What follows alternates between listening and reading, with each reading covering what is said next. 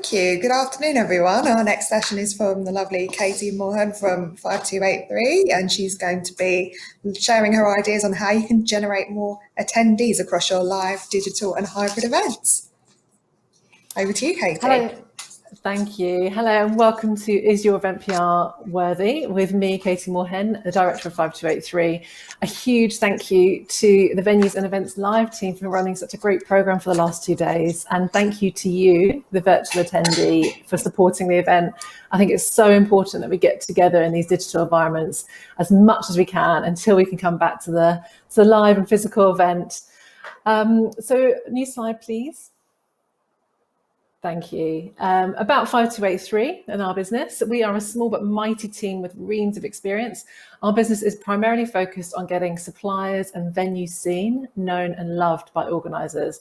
But our experience is at the coalface of events. And between us, we have organised, marketed, worked on more events than you've had hot dinners, and from international trade shows all the way through to the Queen's Jubilee pageant. So we know events and we know marketing events. When I first spoke on this topic back in February, the world was a very different place. And today, marketing teams and event teams are required to do more with less money and less time. Whilst this is an incredibly challenging time, it's also packed full of opportunities to drop the legacy from your events, we've always done it this way and we've always worked with this supplier. This content is applicable whether you're running a physical event or a digital event. You're going to want to get attendees, and it's important that you retain that press coverage. This new era of lockdowns and restrictions requires a bold marketeer and a bold event professional. And I hope that coming away from this session, you'll get some key advice on PR and how to make your event more PR worthy, strengthen your event message, gain some extra coverage, and get that extra boost to your event marketing. Something I'm all sure we're going to need moving forward into the future. The aim of this session is a back to basics. So I'm not expecting anyone to have any life earth shattering movements here. I'm hoping there are going to be a few aha moments and a reminder of something you already knew, but perhaps it needed a little prompt to re-remember. All the slides will be available to you after. If not on the Venues and Events Live website, then drop me a message on LinkedIn, or you can email me at katie@5283.com and I'll email them back over to you. So without any further ado, let's get started. New slide, please. I feel like Chris Whitty, by the way.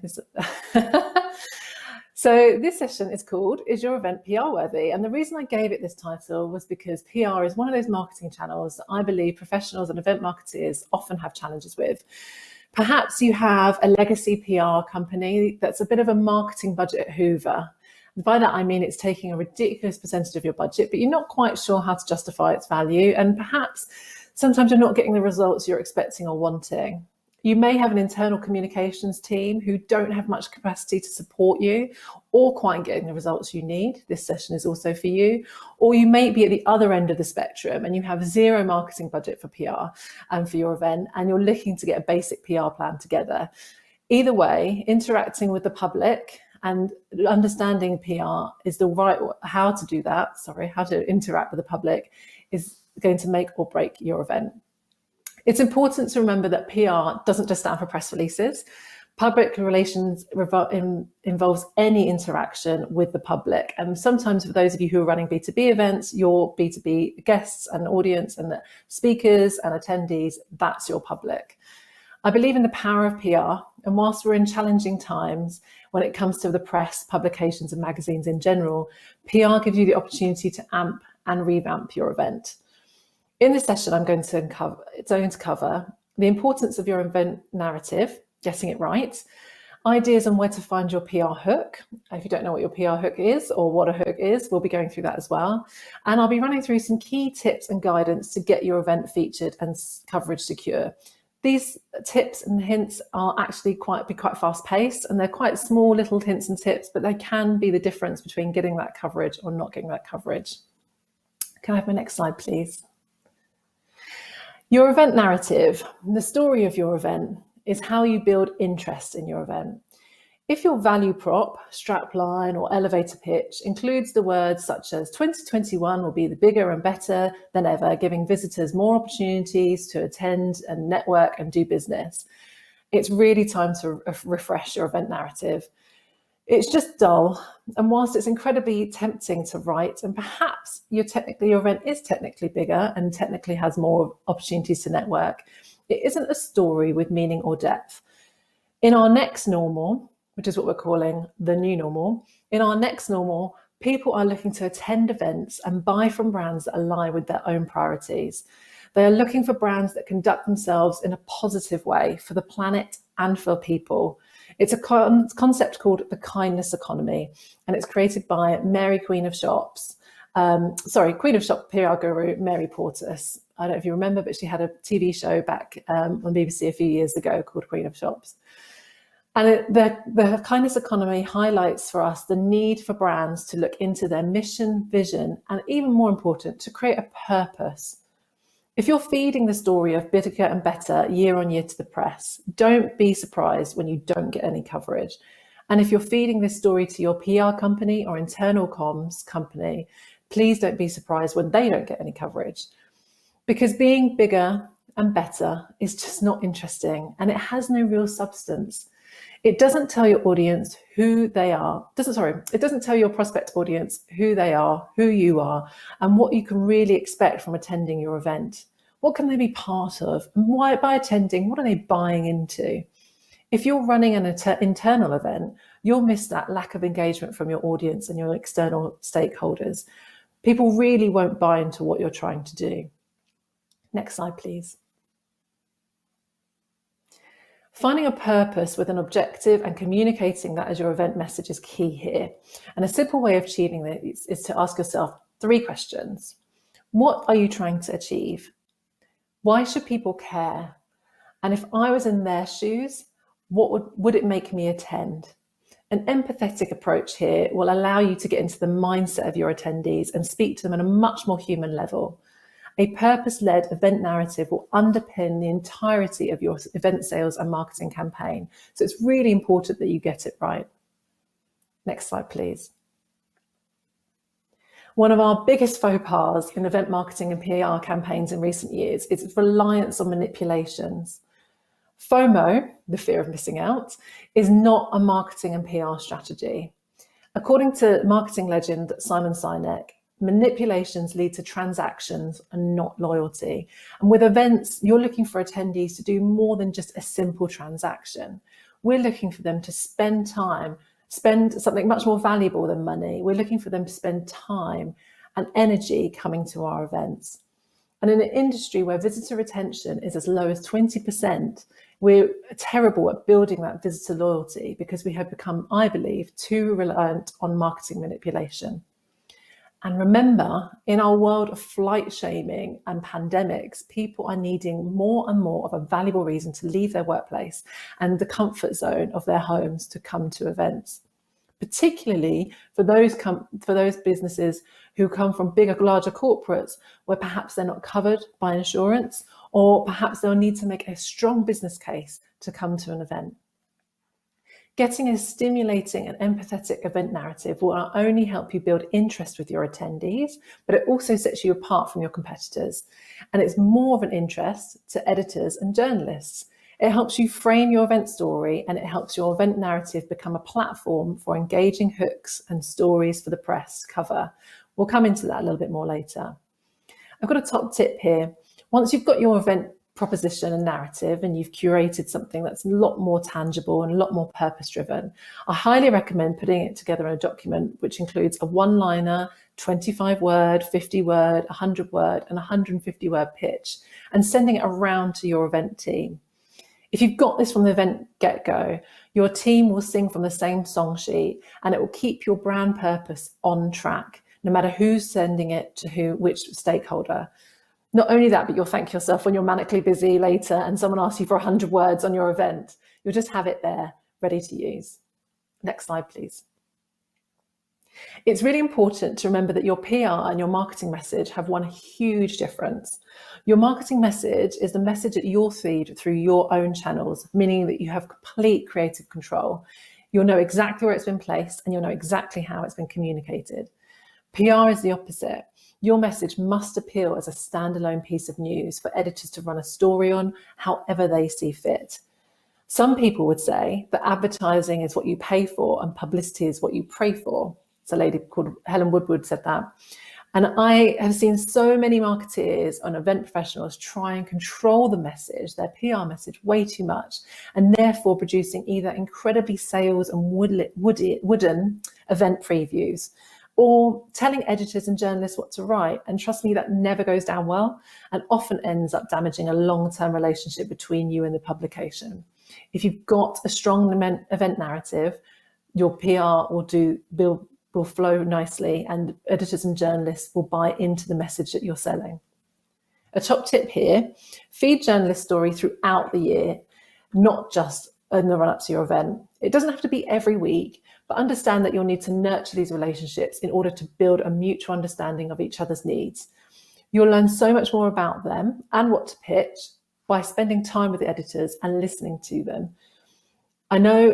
What I do know is that losing control of the marketing message, so the PR message, seems to have marketeers in a little bit boggled, and it seems to have them a little bit challenged and a little bit increases the anxiety levels a little bit.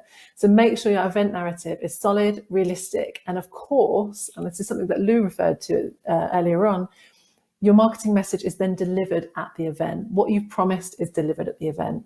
Otherwise, it's just words, and you'll lose trust and faith of your audience and editors for the future. Next slide, please. So you've got your event narrative, you've got your story, your mission, your purpose, but now you've got to find some PR hooks. So for those of you who don't know, a PR hook is a way of presenting your news and story that stimulate interest from your chosen media audience. There isn't just one PR hook that will work for the entirety of your event campaign. You'll need to regularly find new hooks and stories and angles to keep the press interested. And more importantly, you'll need to tailor each hook for the different title and for the readership.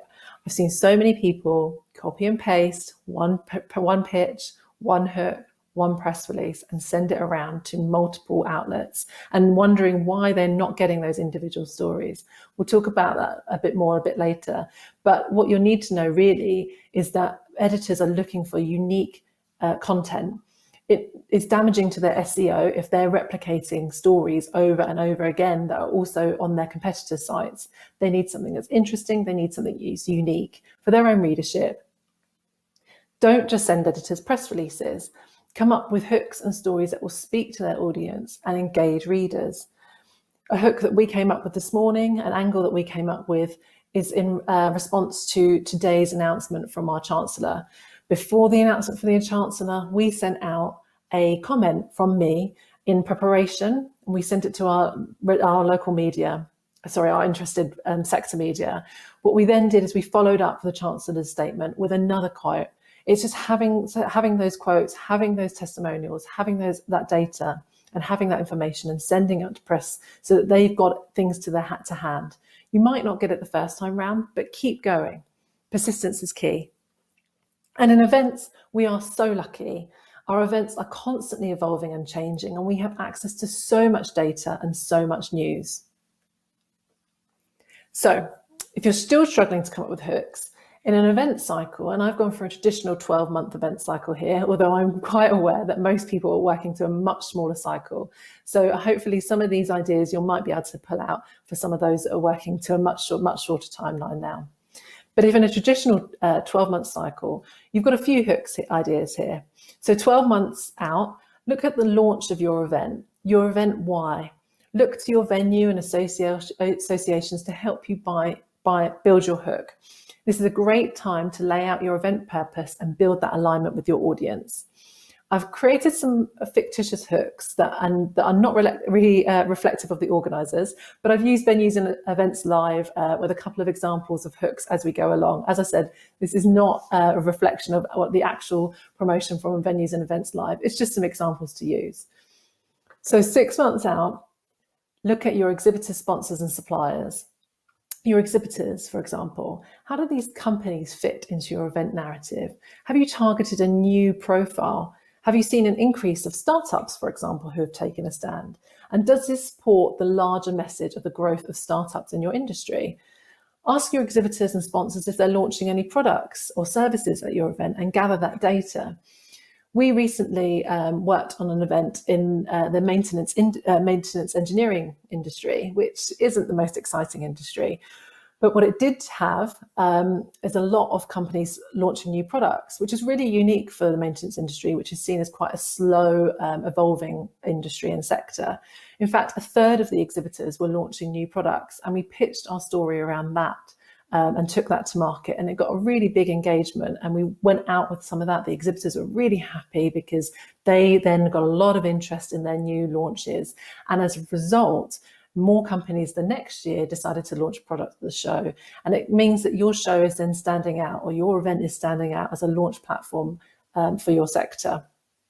So an example here of a hook, another hook that might be applicable for our industry, for example, you could say an evolution is coming to the UK's mice industry, and 2021 will see a huge surge of new technologies with a focus on driving efficiencies to planners.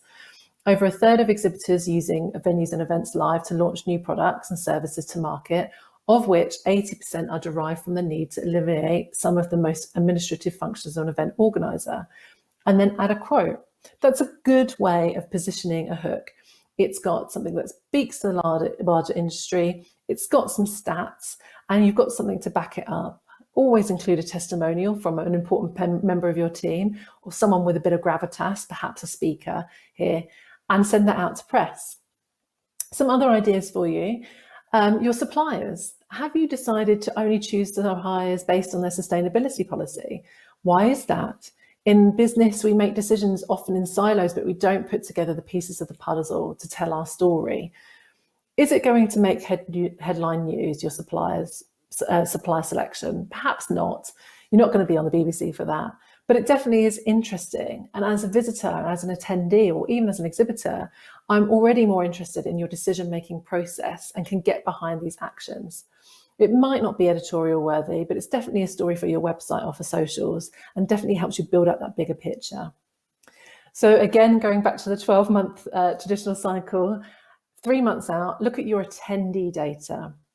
So your attendee data, especially if you're collecting registration data, your attendee data tells you so much about the people that are registering for your event.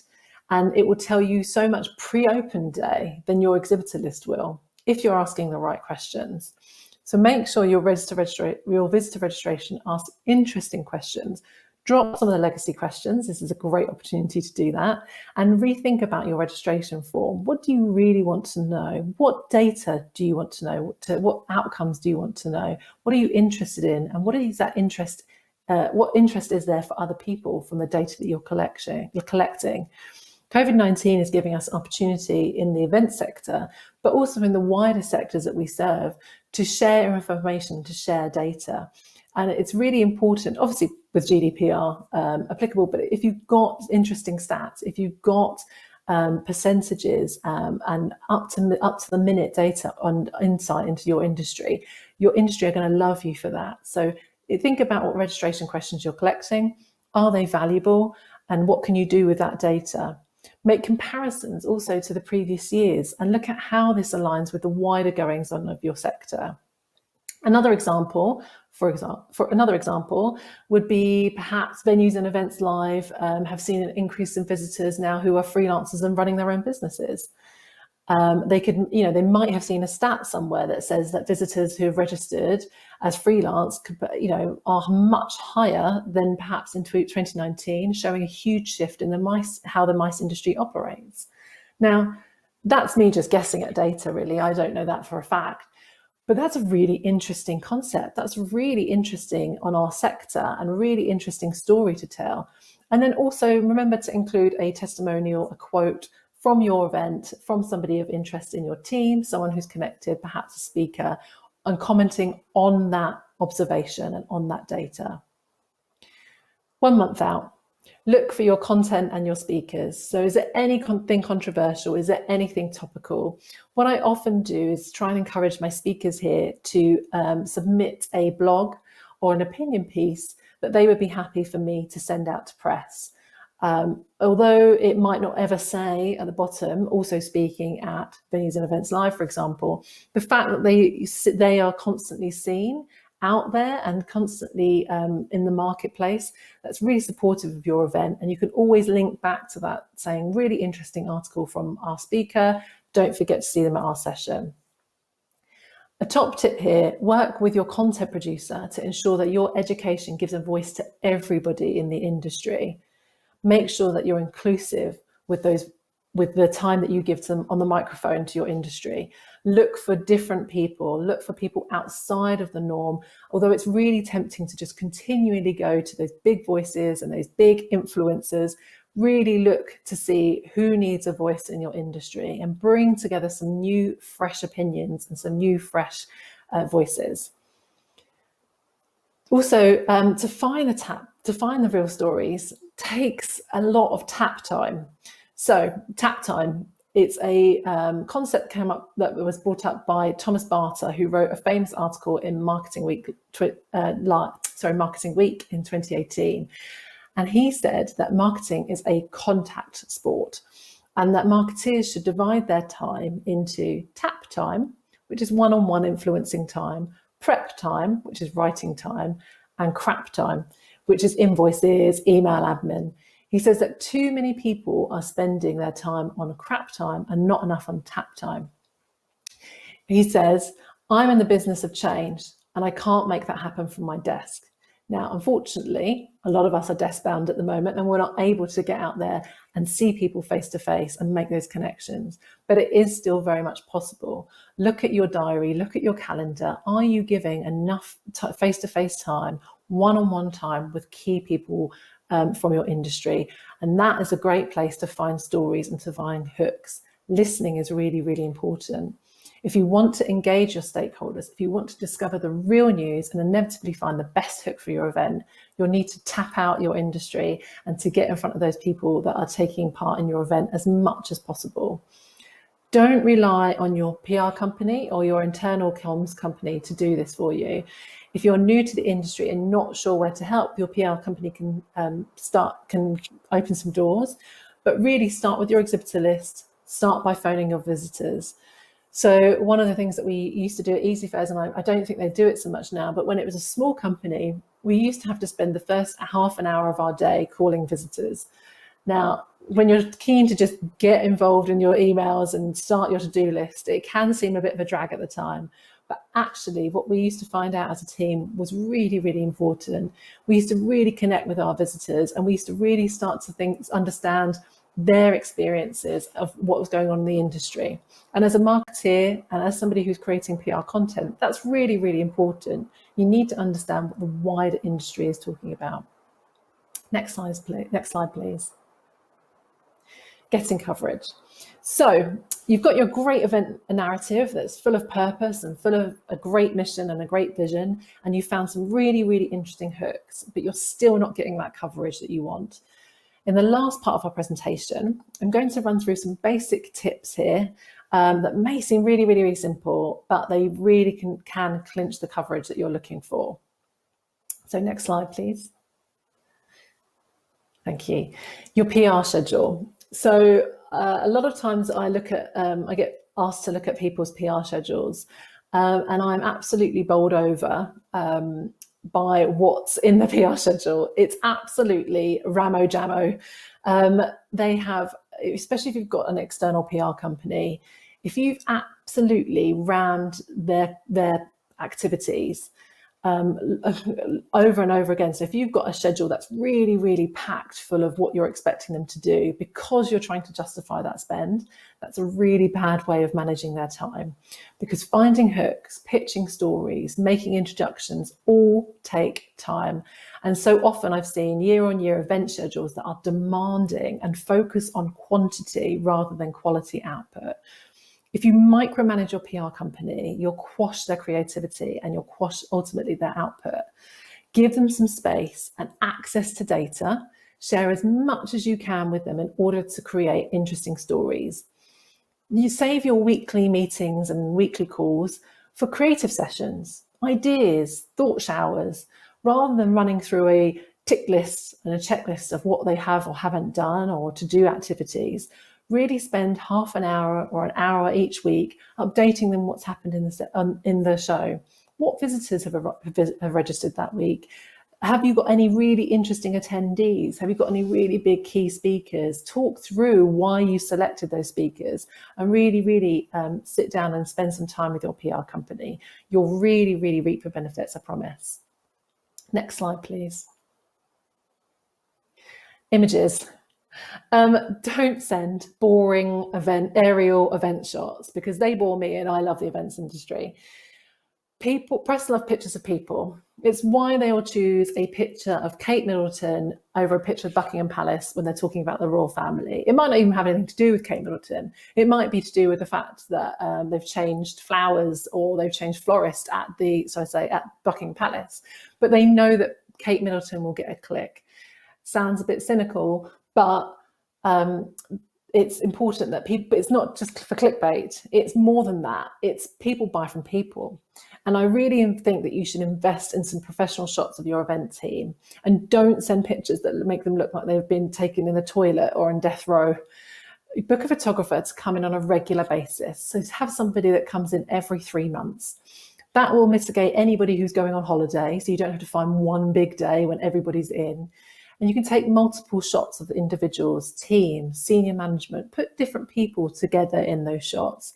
Make sure they're wearing different outfits. Have formal pictures against a white background, but also relaxed shots, enjoying a cup of coffee or mingling with the team or speaking to the team. Make sure they're really high quality, and they can still be appropriately cut, whether they're horizontally or vertically cut, and not too high res that your picture breaks an inbox. Horizontal pictures are best, especially for online coverage. If you check out any news website, you'll see all the images are now horizontal.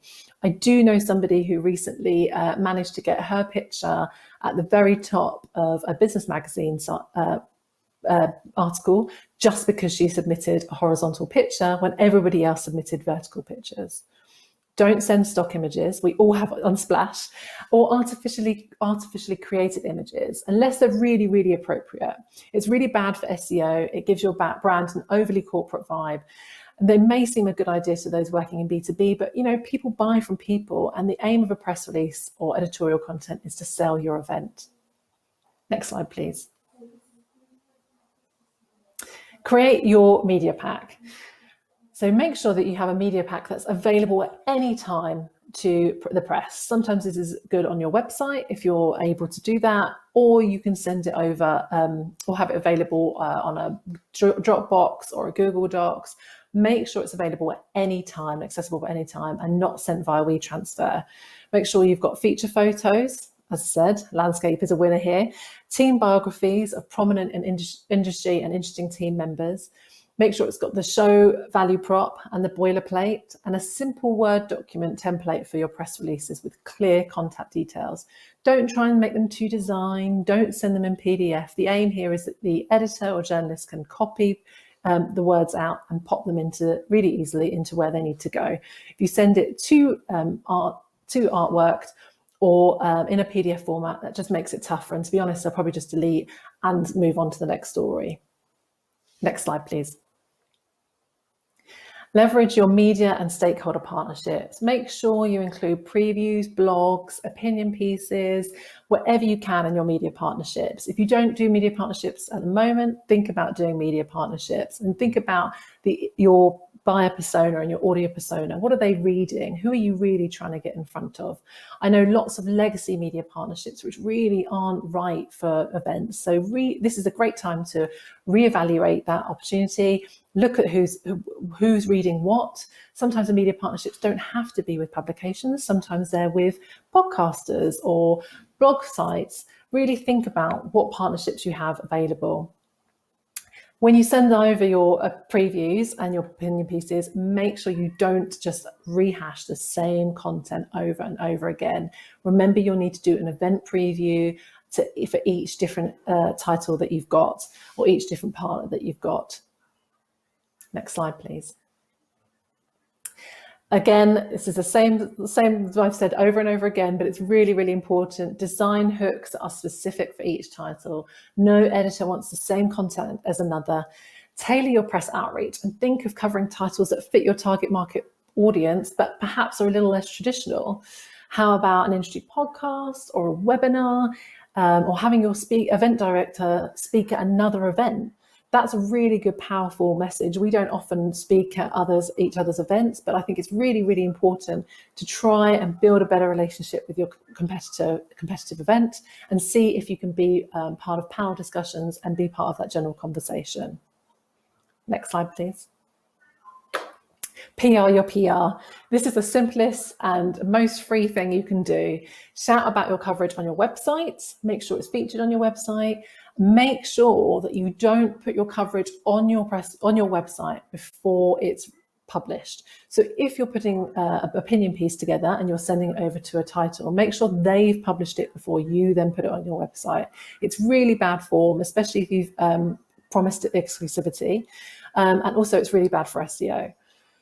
But make sure once you have had that coverage that you shout about it via your social media channels. The fact that someone is prepared to write about your event gives your event a certain air of credibility, and a nice thank you to the editors, always really appreciated. Next slide, please. I know I'm going down on the minutes here, so I'm just got a few more slides, a few more tips. Invite the press to attend your event. I know that a lot of people will go, oh, but they never attend our events. Well, of course they're not going to attend.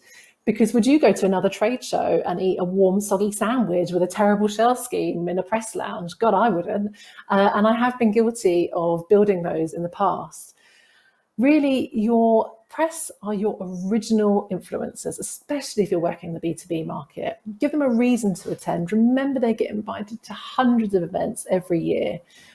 Give them a reason and deliver on that promise. We all talk about inviting influencers and giving them that VIP experience.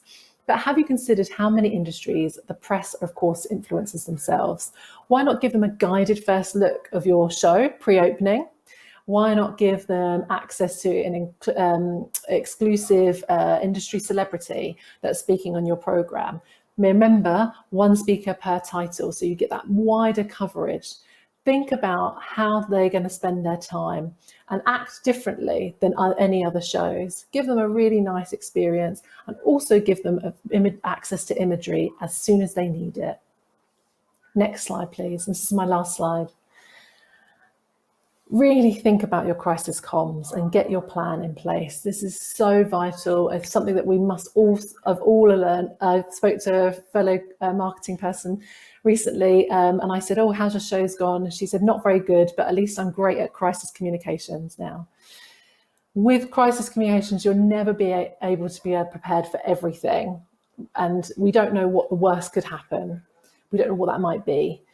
But we highly recommend getting a plan in place, making sure you have all of your press database, all of your templates, all of your media packs, all of your contacts saved in the cloud so it can be accessible at any time by anyone.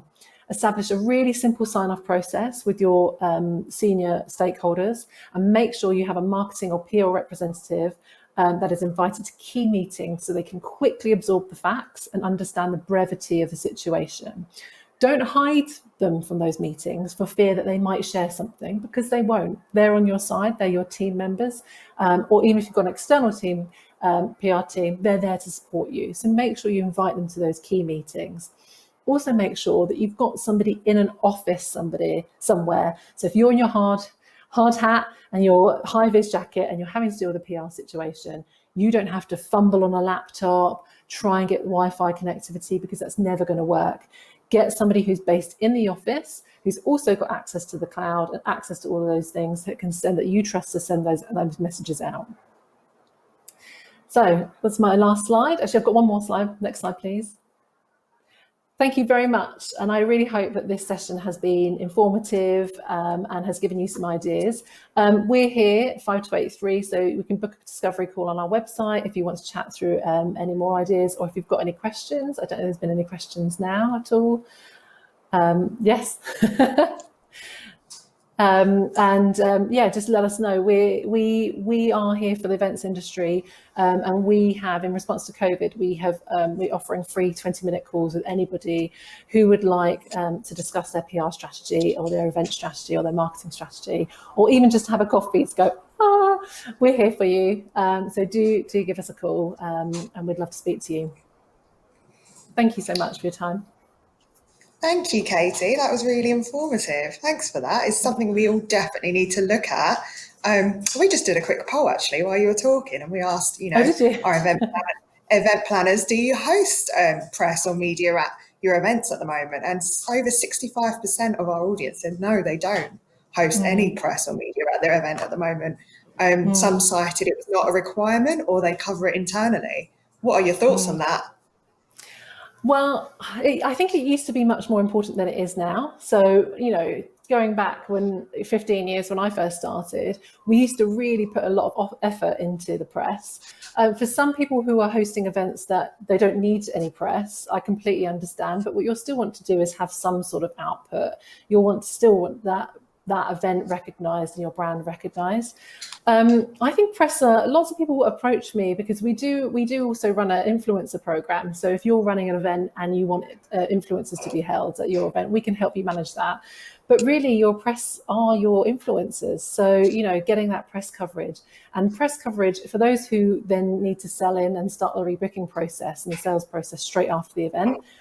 For those guys, having press coverage after the event is really, really important. It just keeps your story going and it keeps your brand alive.